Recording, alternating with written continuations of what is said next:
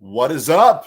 And welcome in. It is July 8th, 2022, almost July 9th, 2022, as we're recording here at 11:43 Central Time. It's post Loons after dark, but it's well worth the wait as we are recapping a 3-1 Minnesota United win on the road at Vancouver Whitecaps, a win that which propels the Loons to a tie for fourth now in the Western Conference standings. Big win, big week all the way around for Minnesota United. What is up? My name is Jeremy Rushing, here to break down all the action with you here on Post Loons.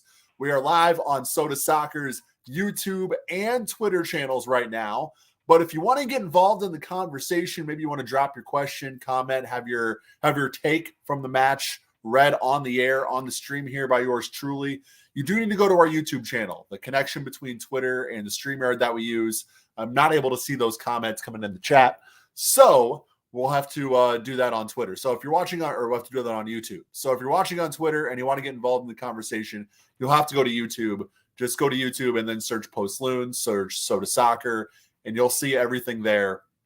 And you can drop your question or comment, overall takeaway on the match. You can also leave a thumbs up if you're on YouTube. Please do that. Let YouTube know you're liking the content. Also, tap that bell to be notified whenever we drop a new video, a new edition of Post Loons, a new interview, whatever it is. We are presented by SotaSoccer.com. It's your new home for soccer coverage in the North. If you haven't checked us out at SotaSoccer.com, please do that as well.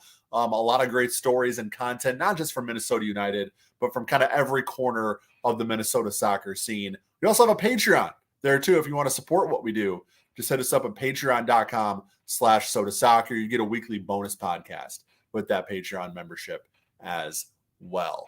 But let's get into some of these questions and comments. A few in the chat already. We're going to kick things off with Super Calaroman. I think I got that right. It says still no clean sheets. Until then, I won't believe. Look, that is one of the things that I have is this team still looks kind of susceptible defensively. Specifically, that back post was just open pretty much all night long for Vancouver. They finally broke through in the second half and got a goal off a back post cross. But yeah, there's still some cracks in that Minnesota United defense that they need to shore up moving forward. But as long as Dane St. Clair is between the posts, and as long as they're scoring 3 goals a match, I think you can live with it. But yeah, I think long-term moving forward, something you got to shore up if you're Minnesota United. Dave Valensky. About a month ago, we were probably wondering if this team was going to be in the bottom of the league the way they were playing. And now this team is playing like they're supposed to be. Yeah, this is the Minnesota United attack and the Minnesota United team that we were expecting right off the bat this season, right? Luis Samaria scoring goals. Emmanuel Reynoso scoring goals. Bongi getting involved. Fragapane making an impact. We hadn't really got that until this last couple weeks. After the lowest of lows for Minnesota United, literally the worst stretch in their history, Minnesota United's MLS history, they come back with these 3 straight wins that put them right back in the thick of the Western Conference playoff picture. So yeah, this team looked dead in the water just 2 weeks ago. And here we are now. And we're fourth, tied for fourth right now in the West. Pretty crazy run that this team is on. But hopefully the consistency can remain. And I think a lot of that, as Super Calaroman said, we'll have to, a lot of that will do with how they can shore up and get some consistency along that entire back line for a full 90 minutes. That's going to be something that Minnesota United has to do. Dan getting involved in the conversation says how much of those last 2 goals were just really lazy defense by Vancouver. That third goal was 100% lazy defense from Vancouver. They just get completely caught out on the goal kick from Dane St. Clair. Literally, the goal kick goes in behind the Vancouver defense, and they're able to, and Fragapane is able to put away the wide open shot there in the box, stay on side to do so. Just overall a really good night. But yeah, Vancouver really seemed to fall asleep at the wheel defensively there at the end. Minnesota United taking full advantage and sort of flipping that second half script. And flipping the second half script is where I'm going to kick off my 3 things for the day. You guys can still leave your questions, your comments, your overall takes. I'm going to get into my 3 things and address more of those, more of your questions and comments afterwards. But my first thing is that you have flipped that second half script. At least you did so tonight. Coming in to this match over the last 4 matches prior, Minnesota United had given up 8 second half goals and had a -7 goal differential in the second half. Those collapses were real, right? It was not a great run, specifically in those last 45 minutes. But tonight, you go into half 0-0, you go down 1-0 early in the second half, but then you come back with 3 goals to finish things off. And you get that 3-1 win. That does a lot for, obviously, his overall confidence, 3-game win streak, right? But it sort of helps keep maybe the doubts at bay as far as how this team performs in the second half. Because I'm sure that had to be weighing a lot of the players and even the coaches' minds, like, how can we put this together for a full 90? We need to. We're not doing it. How do we turn the page? How do we make that happen? Well, they did so tonight. The first half was disjointed. It was disjointed both ways. Even the early part of the second half, Vancouver seemed to be on the front foot, but you finished strong if you're Minnesota United. Did you put it together for a full 90 tonight? No, but you finished strong, which to me signifies progress. My second thing, the rule of 3s. 3 goals, 3 wins, 3 points. This is the 3rd straight win for Minnesota. This is the third straight game in which they have scored 3 goals. And obviously when you win, you get 3 much needed points. 9 points in 3 matches for the Loons. 9 goals in those 3 matches for the Loons. They're finally building attack. They're finally finding ways to put the ball in the back of the net consistently with different players involved. I mean, we know Ray has absolutely stepped his game up and sort of solidified himself as that impact player as it pertains to this season specifically. He has stepped back into that role. He has, asserted himself as the go-to guy for Minnesota United in 2022, which is what they need from him.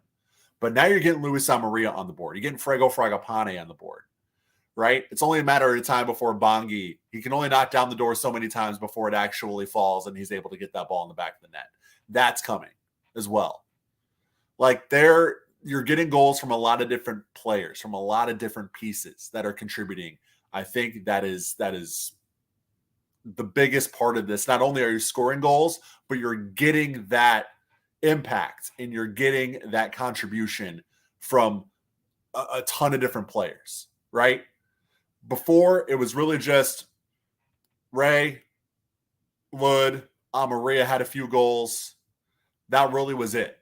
Well, now you're expanding that. You're expanding the amount of players who can actually find the back of the net. All that is great for them too, but another thing it does, which may be even more important, is it opens up the game now for Reynoso too. Because the more that the pieces around Ray are able to contribute and able to score and able to be dangerous, the more the defense has to key in on those other players, which leaves room for Reynoso to do his thing. And we know when Reynoso has room to do his thing, he is absolutely lethal, one of the best players in the entire league. And so getting that contribution from different pieces and different players is so vital to the success for Minnesota United. And they have gotten that over the last 3 games. Obviously, only a matter of time to see if that carries through, for the foreseeable future. And my third and final thing, and I don't want to necessarily be too critical on this episode. It's a big win. It's been a big week for Minnesota United. But as we have a couple of chats mentioning that defensive, this Minnesota United team, I say it all the time, they've always led from the back in their successful years. 2019, 2020, even, if you want to consider 2021 a successful year with the playoff berth, but going out in the first round, that's fine. They've led from the back in those years. It's been their defense that's really carried them. They've solidified the roster in other places. They've solidified their attack with great personnel. But it's the defense and the defensive third specifically that has been the area of the pitch that has carried this team to success in prior years, I should say. for Minnesota United this season, you haven't had that same impact on the back line. They have done well considering the circumstances, considering the revolving door that it was early on in the season. They were able to sort of mix and match and put different pieces together and make it work and kind of patch it up. But no Ozzy Alonso has been very apparent for this team. But also the central of the defense, Boxall and Debasi, have shown some cracks, have shown some miscues that have directly led to goals this season. So you're going to have to shore up that portion of the pitch for a longer term if I'm going to be completely confident that this team has turned a corner and can be that top tier MLS team. The attack is finally coming around. I want to see them shore up the defense, and I would like to see them do that in the transfer window. I would like to see them maybe bring in a DP central midfielder or a DP center back. There have been quite a few DP center backs actually in Major League Soccer, specifically recently. You can maybe bring one of those in. I don't know what the transfer market looks like for either of those positions. I don't know if there are pieces available that fit that description, that fit Adrian Heath's system. But when I'm looking at the ideal circumstance, you would bring in a defensive piece, whether that be in the defensive portion of the midfield or the central part of the back line, a quality piece to shore things up and keep opponents off the board. If you can keep opponents off the board, you don't need to score three goals a match. Right? And that's kind of been how Minnesota United has found success in prior years. So those defensive cracks are still there, but all in all, a great night tonight for the Loons. All right, a lot of chats coming in. So let's go ahead and get to these. Super Cal Roman says, let's talk about Lud being a better number 6 than all of our number 6s. Put some respect on Kervin Arriaga's name, Super Cal Roman. All right. I get that Arriaga's out. I get that Rosales is out, so maybe he is the best number 6 option at this point, but he is playing the 8, not the 6. Gonna correct you there. But yeah, I mean, the way the personnel is right now with the injuries and issues that they've faced in that specific portion of the pitch, yeah, Robin Lod is probably this team's go-to central midfielder aside Will Trapp right now, as he should be. He's performed very, very well in the central midfield for Minnesota. Jake Hemesh says, is Amaria turning into the number 9 we need? Yeah. If he scores goals, he's the number 9 you need. It's pretty straightforward. It's almost pass-fail with Luis Amaria because he is not the type where you're going to see like, oh, he didn't get on the board tonight, but man, he really made some good runs. He really pulled some defenders. He really, was making himself available at the near post, at the far post. That's not the type of player Luis Amaria is. Luis Amaria is going to sit in the box, back to goal, try to find a soft spot, try to find a sweet spot where he can get the ball, turn, and fire. That is the game Luis Amaria plays. Now, his goal tonight was really excellent in the build-up with the left-footed curler from outside the box. But Amaria is not going to be that guy that makes runs, that has the type of game where you're going to say, okay, he didn't score, but he still was able to make an impact or play well. His game is really, did he score? Good. Did he not score? Bad. That's how Luis Amaria plays, right? So if he's scoring goals, he's the number 9 you need. If he's not, he's not. That's really that simple with Luis Amaria. Dave Stevens says, would love to see a clean sheet, but it's nice seeing the Loons not needing one over the last few games. Can't expect with many games to win many games scoring one or no goals. Wow, words. Like earlier in the season, DSC still solid. Yeah, Adrian Heath says it all the time. Goals change games, right? If you're able to score goals, it opens up a lot of different things for your game. You're able to be a little bit more free flowing. It kind of opens up the playbook, so to speak. If you're able to get ahead and get out on the front foot, it does wonders for you, for sure. Let's see. Where do I want to go to next? Jake. Let's go back to Jake. Says the mix and match midfield right now is definitely having an effect. Yeah. They've made it work. They've made it work along the back line, as I mentioned. They made it work in the midfield, as I mentioned. But our good friend Matthew Johnson at Sota Soccer actually made a great point on Twitter after, I think, one of the goals, or maybe it was for his full-time thoughts. But the way things are set up, and now this is due to injury, But the way things are set up, you're able to have Reynoso, Amaria, Hlongwani, Fragapane, and Lud all on the field at the same time. That's a lot of attacking firepower to have on the field at once, right? Now, I get Lud's playing the 8. I get maybe that's not your ideal 11, but I don't know if it's necessarily coincidental that we're seeing this offensive outburst at a time where all these pieces are able to be on the field at once, right? I think it makes a lot of sense. I think it's a great point from Matthew on Twitter. I think that if they want to find a way to try to make this work and make this fit moving forward, even when guys are healthy, hell, give it a shot. Stick with what's working. There was a portion earlier in the season, there were 2 straight matches against Colorado and Chicago where Adrian Heath made a second half substitution where he moved Robin Lod to the 9, he put Bongi on the left, and he put Dunladi on the right.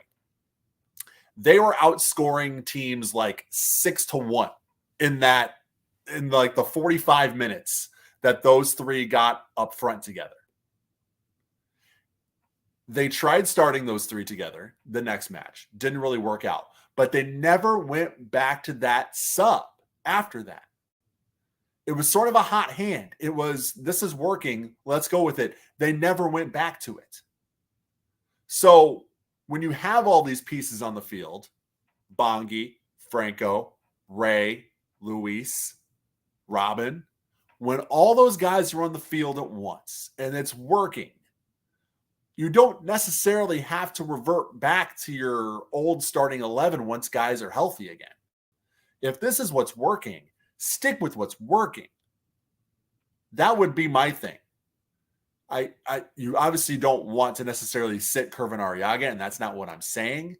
But there's a lot of attacking firepower on the field at once right now. You're scoring a lot of goals, which you weren't doing before. You're getting wins, which you weren't doing before. Find a way to keep that going and find a way to stick with what's working, because they may have stumbled across a golden nugget here with being forced to have all these guys on the field at once. Dave Valensky says Boxall is showing his age. I don't think he's reliable for the full 90 minutes. He shouldn't have to be reliable for the full 90 minutes at this point in his career. He shouldn't. You have options. You have Brent Coleman. You have, some other options at center back that you could throw in. So I don't necessarily understand why he's being continually called upon to play 90 minutes. I agree with Dave. I would like to see them maybe bring somebody else in who can help ease the pressure off of Boxall a little bit. Because look, he's, at sort of the twilight of his career a little bit. He's probably got a few years left, but he's definitely on the back end. He's, always been at or near the top of the minutes list for Minnesota United pretty much every single year since he came aboard. That wears on you. That mileage, no matter what your age is, that mileage wears on you after a while. So I think being a little bit more proactive in seeing that and bringing in a piece who can help relieve that pressure off of Boxall will help this team defensively, specifically in the latter portions of the match, where aside from tonight, they have struggled recently. And I don't think it's coincidental that they're struggling defensively late in matches and you have 2 sort of aging pieces in the center of your back line. That, to me, there's a lot of relation in those 2 aspects, right? Dave Stevens says, any thoughts on Trapp? He hasn't had the best season, but perhaps building a little confidence for himself in the past couple of games. First 2 shots tonight. Yeah, I don't think it's possible for Will Trapp to fire a shot that's under 100 miles an hour. He only knows to tee it up and let it rip as hard as he possibly can, which I absolutely respect from a defensive midfielder like Trapp. But also, I think the key for Trapp simply has been he's been able to keep himself on the field. He hasn't been carded early. He hasn't been giving up PKs. Or at least over the last 2 matches, he hasn't been doing either of those things, right? So that to me is Will Trapp, I think, is a difference maker when he's able to be on the field and when he's playing clean. He hasn't done that really at all consistently this season, or even dating back to last season as well. If he's able to stay on the field, play a clean game, not get carded, not give up penalty kicks, he is an absolute, he's, I wouldn't say a game changer, but he's a very, very vital contributor to this team. We've seen that over the last couple matches, the night and day impact that he's had when he's just able to stay on the pitch. Exodus says, this team is so fun to watch right now. Always enjoy the podcast and content you guys put out. Keep up the great work. Thank you, Exodus. We appreciate it. It's a lot of hard work that goes into it. Staying up late, 12:03 a.m. I got 2 kids. I'm a dad now. I don't normally stay up this late, even on the weekends. But it's a lot of fun interacting with you guys. I really appreciate it. We have record numbers of people tuning in right now this late. So this is just awesome to see. The comments are pouring in. The questions are pouring in. I appreciate it. Exodus, I agree with you. This team is fun to watch right now. I think there's a correlation between this way this team is playing and the viewership we're getting on our podcast, by the way. So thank you to everybody who's tuning in. On that note, while you're here, if you could, leave us a thumbs up if you're watching on YouTube. Share if you're watching on Facebook. Hit that retweet button if you're watching on Twitter. It'd be great to keep kind of putting this content out to more and more people, letting people know that there is sort of a post-game rapid reaction that they can tune into following every Minnesota United match. And with that note, this content would not be possible. Well, first of all, it wouldn't be possible without you guys, the viewers and the listeners. Really appreciate you. But it also wouldn't be possible without our partners and friends, like over at 9th Street Soccer and Coffee. 801 South 9th Street in Minneapolis is where you can find them. It's part indoor soccer facility, part coffee shop. One of the best combinations of things you could ever have in this life, right? There's affordable weekly pickup available. So if you're looking to play some soccer in like a weather-controlled environment, it's been rainy or it's been hot as balls, basically the last few weeks, you're getting either or. So if you want a place where you'll be able to play, it's covered, it's got the AC, you're good to go at 9th Street. Affordable weekly pickup is available. If you want to rent the field out for your party, maybe you want to have an indoor practice there for your team, maybe you just want to have a little group outing at 9th Street and get some soccer going, you can rent out the full field or half the field as well. Or you can just go and hang out with fellow soccer lovers at their coffee shop. They have soccer on all the time on the TVs when there is a match on to watch. The Twin Cities soccer community, it's kind of a hub for the Twin Cities soccer community to go and just hang out and be one together.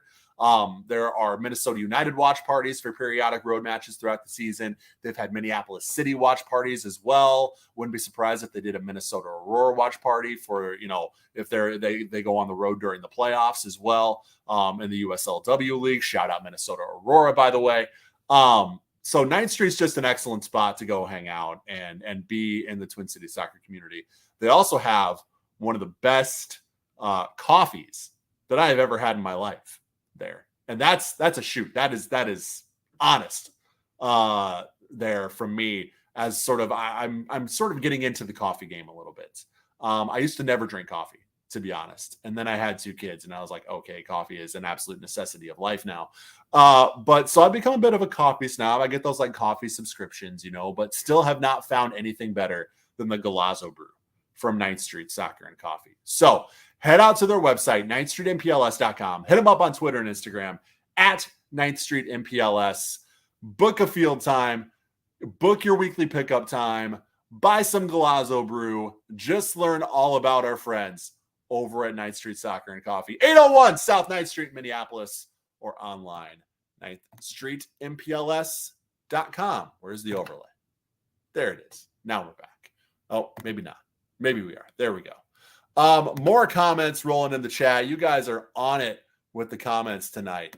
Let's go to Super Kyle Roman says, Load playing as a central midfielder is similar to Arsenal playing 4-2-3-1 with Odegaard, a natural 10, playing central midfielder to start the transition.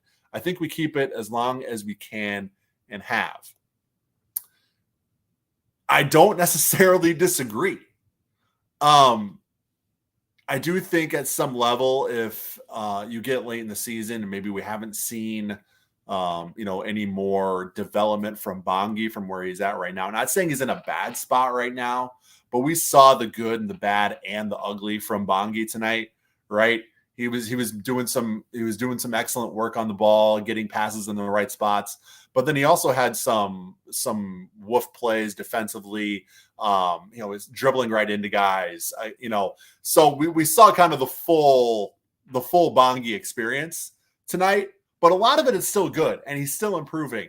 But at some level, if you get into the playoffs and you're playing a team like a Seattle or an RSL again, maybe on the road this time, or any one of the LAFC, LA Galaxy, any one of those teams, right? I think you want Load on the wing for those, to be honest. He's great at the 8 right now, but I think ideally you get a clean Will Trapp at the 8. You get a healthy Kervin Arriaga at the 6. You get Lod on the wing. I think that's where ideally this team goes. But as I mentioned before, this is sort of the hot hand with all these attacking pieces on the field at the same time. Maybe you keep going with it. But I still think your ideal starting lineup involves Lod on the wing, but I completely agree. He's been excellent in the defensive midfield. Let's go with MPLSMJ.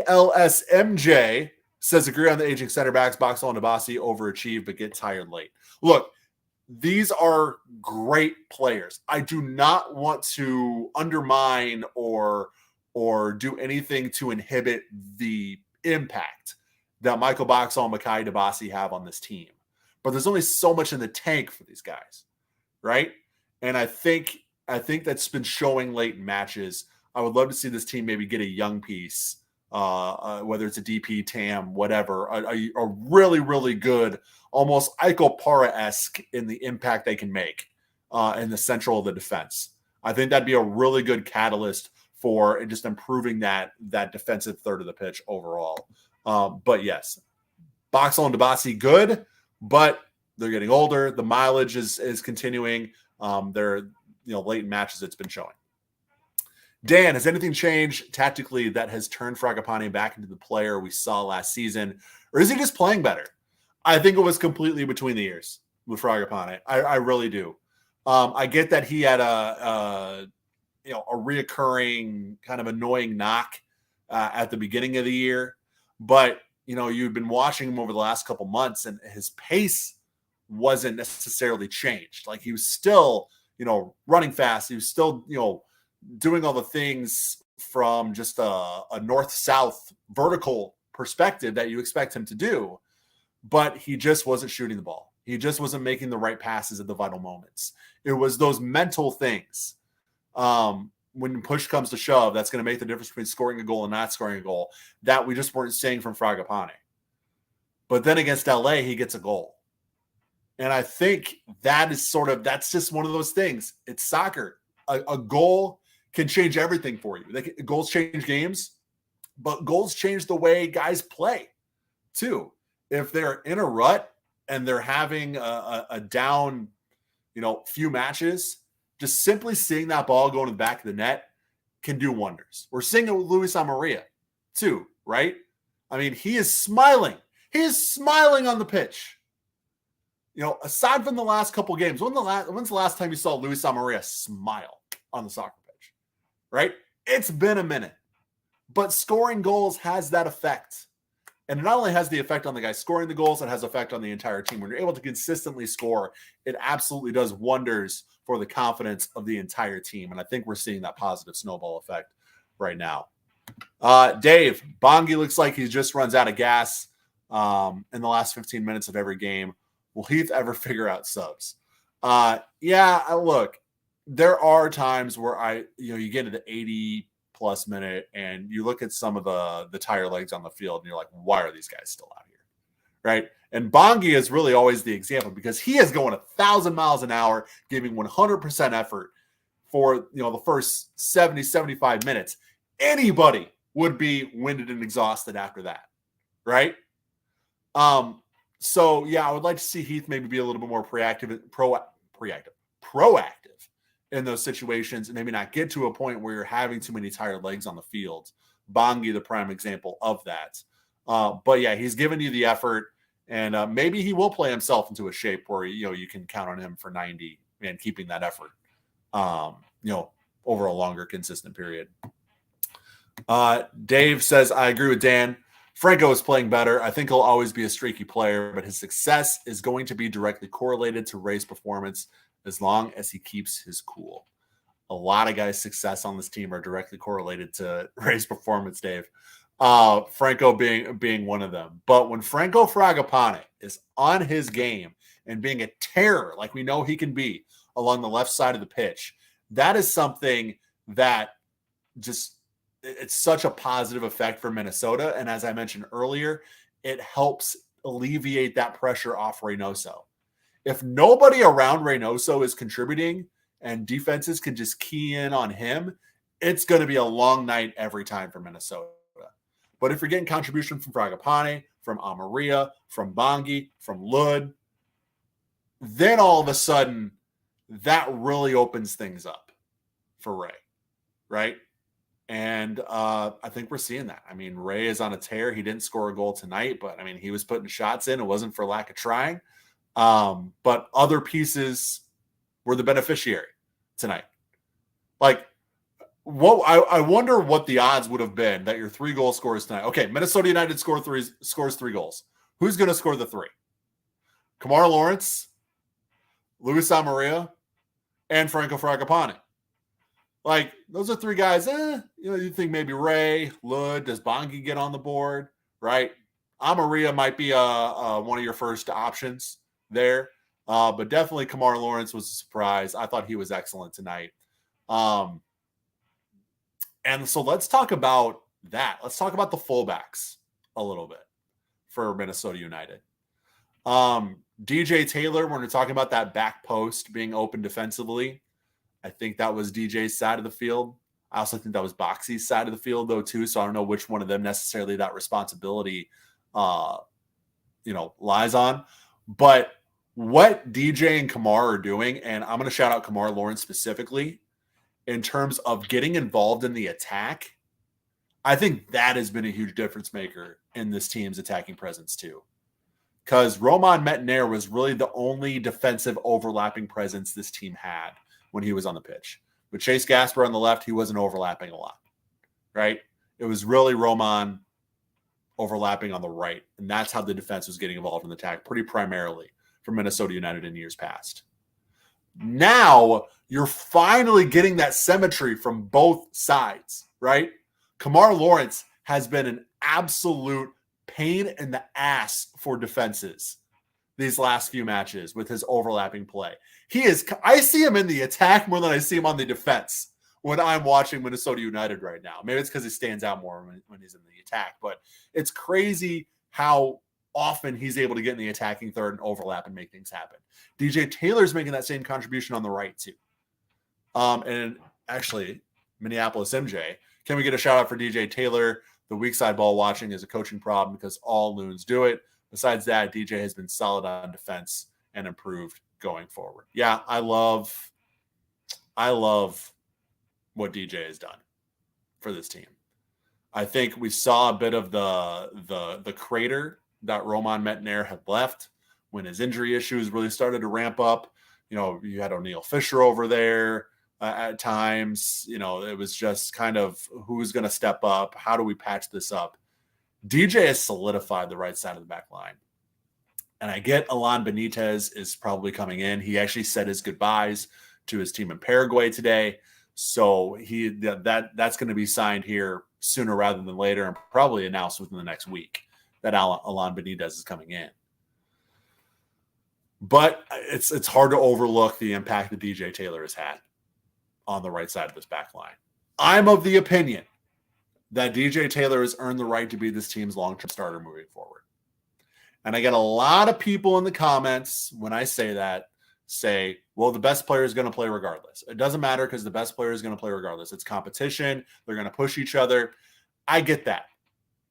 But the end result of that is either A, you're paying Benitez a lot of money to come in and then end up sitting the bench, or B, maybe Benitez does come in, earn the starting spot moving forward.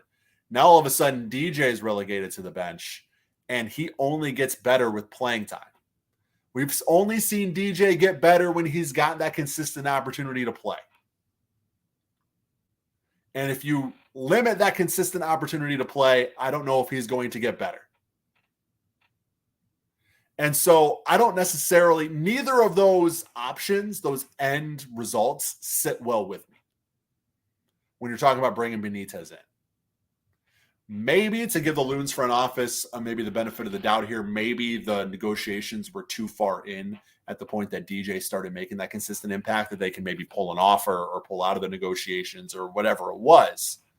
But yeah, this is going to be interesting what happens at right back now for Minnesota moving forward. DJ has earned that starting spot, but you're presumably paying a guy like Benitez a decent chunk of money to come in, and I don't think you're throwing that money to somebody who's going to sit the bench. Let's see. Dan, did the Loons have a fullback assist, fullback goal, and goalkeeper assist tonight? Yes, we had the fullback to fullback connection on the first goal. With DJ Taylor finding Kamar Lawrence on the back post. Really nice left-footed volley from Lawrence too for the goal. I was impressed with that shot specifically. And that was just kind of, in a nutshell, how impactful these fullbacks have been, specifically in the attack for Minnesota United, when you get the fullback to fullback assist and goal combination. And then we got the goalkeeper assist for Dane saying, I think he gets the assist on that. But I also think that maybe Amaria would get the assist, because I think maybe Amaria actually touched the ball first before it ended up at the foot of Fragapane. I'll have to watch that replay again, but I do think it might have gone to Amaria first. But anyways, Any Big Blue getting in the chat. What's up, Any? Really hoping the Paraguayan is as versatile as reports have made him. DJ earned a spot in the starting 11. And that's another point of this where maybe that works out, is maybe Benitez can be a little bit more flexible.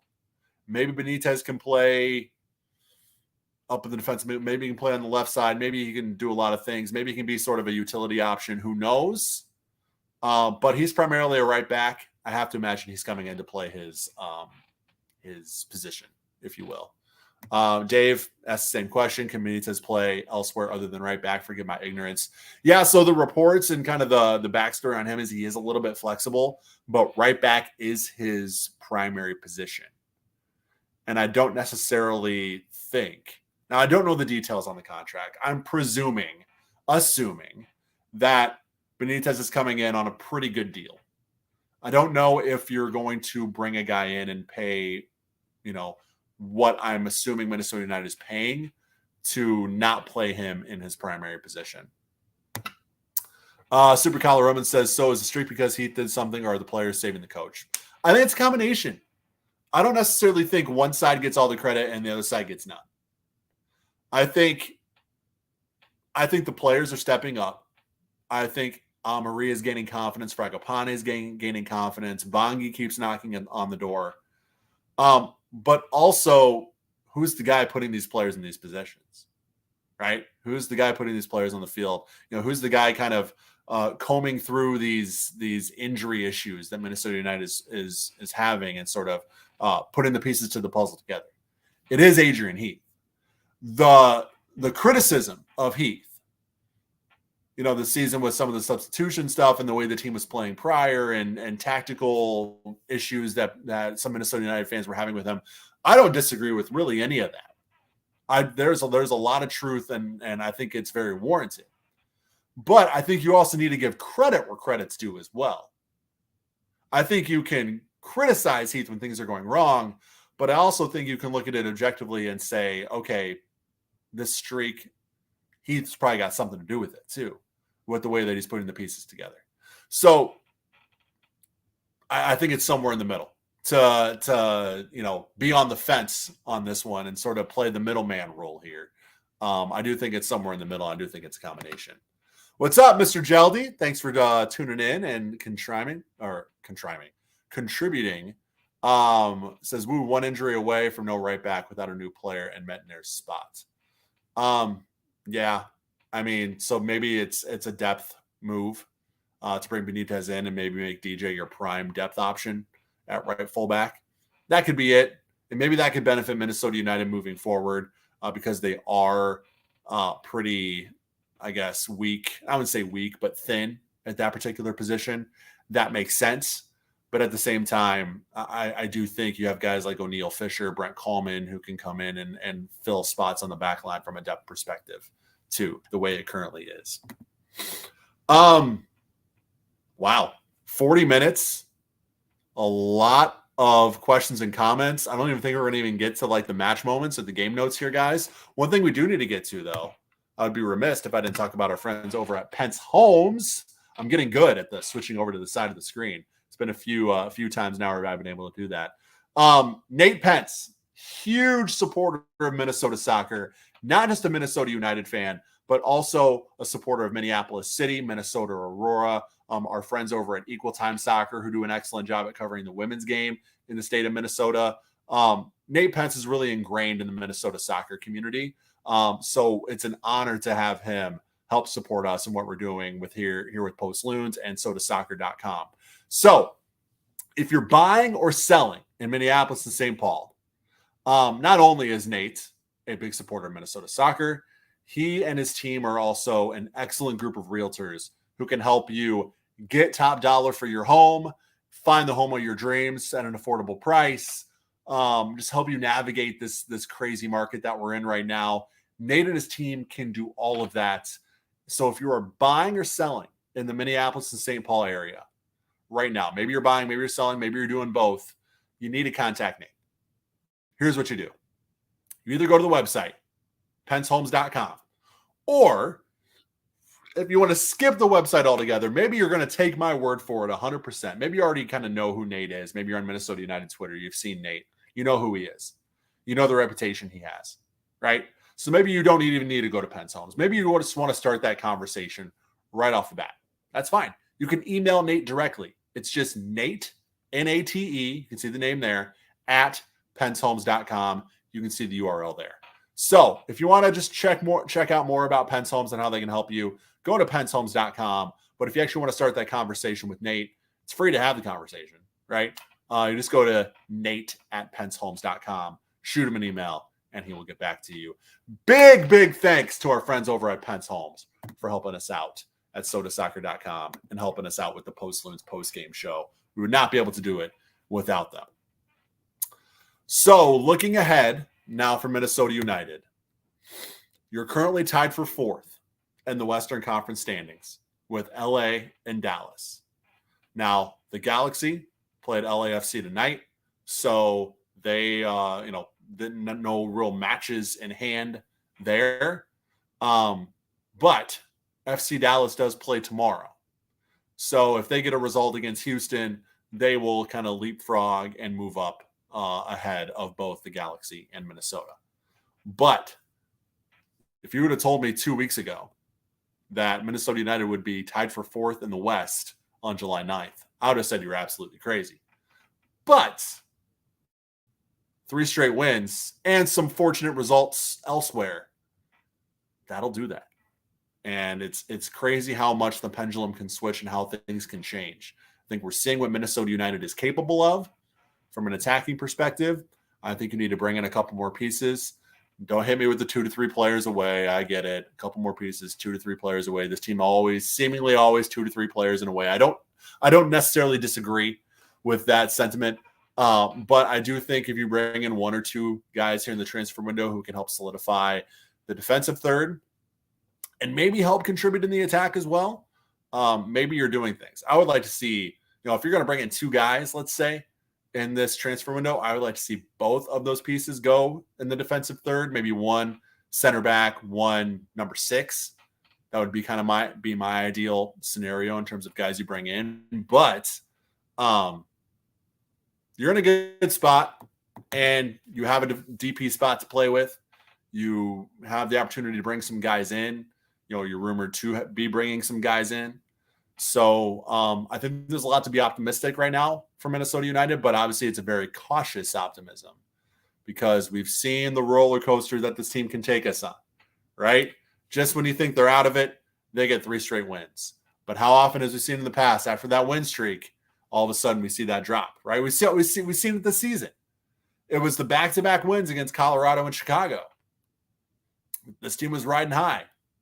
And then suddenly you hit your worst stretch in club history as far as MLS is concerned. So, it's hard to say that this team is 100% back and back on the right track. And it's hard to say that they're not. But you need to see a larger sample size of the success in order to be really confident that this team can actually do some things moving forward. Looks like we have one last comment in the chat.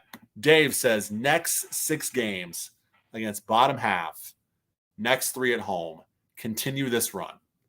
Yeah, this is a very advantageous stretch of matches for Minnesota United. I'm going to bring up the exact run of games they have here. So they're hosting SKC on Wednesday. We know the struggles SKC has had this season. They've been well documented. Then you're hosting DC United, which are an absolute dumpster fire right now. They lost 6-0 to the Union today. That shows you where DC United is currently at. So 3 points should be the expectation at home against DC. And honestly, against SKC too. You should get 6 points out of these next 2 matches. Maybe considering it's Peter Vermes, it's SKC, things always get weird in this rivalry. Maybe you take a draw against SKC and a win against DC, but I think 6 points over these next 2 matches should be the expectation. Then you have the friendly against Everton on the 20th, which I am absolutely stoked about. And then you go to Houston on the 23rd, and then you're back at home against Portland on the 30th. So that's how you end July.